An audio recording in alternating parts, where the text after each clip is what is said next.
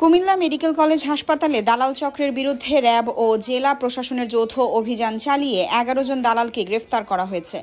বুধবার সকালে নির্বাহী ম্যাজিস্ট্রেট নওরোজ কোরাইশি দৃপ্তর নেতৃত্বে পরিচালিত এই অভিযানে প্রথমে 14 জনকে আটক করা হয়। পরবর্তীতে প্রাথমিক জিজ্ঞাসাবাদের পর দালালি কার্যক্রমে জড়িত 11 জনকে চিহ্নিত করে 20 দিন করে বিনাশ্রম কারাদণ্ড দেওয়া হয়েছে। র্যাব 11 CPC 2 এর কোম্পানি কমান্ডার মেজর সাদমান ইবনে আলম জানান, কুমিল্লা মেডিকেলে দালাল চক্রটি দীর্ঘদিন ধরে সক্রিয় এবং ওয়ার্ড বয় থেকে শুরু করে অ্যাম্বুলেন্স চালক পর্যন্ত অনেকেই এই চক্রে জড়িত। তারা রোগী ও তাদের স্বজনদের কাছ থেকে প্রতারণার মাধ্যমে টাকা আদায় করে আসছিল।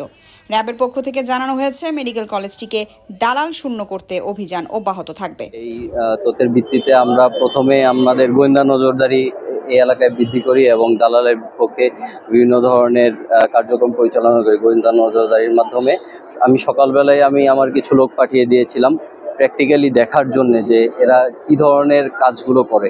এরা মূলত যাত্রী আসা থেকে শুরু করে ট্রিটমেন্ট পর্যন্ত প্রত্যেকটা স্তরে আলাদা আলাদা দালাল রয়েছে। সো আমি চেষ্টা করেছি এদের ট্রেসগুলো ফলো করার জন্য এবং ট্রেস ফলো করে মোটামুটি আমরা 10-15 জনের মতো দালালকে গ্রেপ্তার করতে সক্ষম হয়েছি এবং এরা প্রত্যেকটা স্তরে রয়েছে, শুরু করে এখানকার ড্রাইভার থেকে শুরু করে একবারে ওয়ার্ড বয় পর্যন্ত সব লেভেলেই রয়েছে।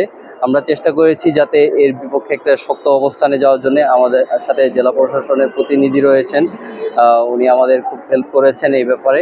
এখানে সবাইকে ইনস্ট্যান্ট মোবাইল কোর্টের মাধ্যমে জরিমানা এবং কারাদণ্ড দেওয়া হয়েছে। একটা বিষয় হচ্ছে যে পার্শ্ববর্তী যে বেসরকারি হাসপাতালগুলো গড়ে উঠছে তাদেরও কিছু দায় আছে। একই সঙ্গে অ্যাম্বুলেন্স চালকদের যে সিন্ডিকেট সেটাও কিন্তু নিয়ন্ত্রণে হিমশিম খাচ্ছে মেডিকেল। জি, এই বিষয়ে আসলে আমাদের অভিযানের ধারা অব্যাহত থাকবে।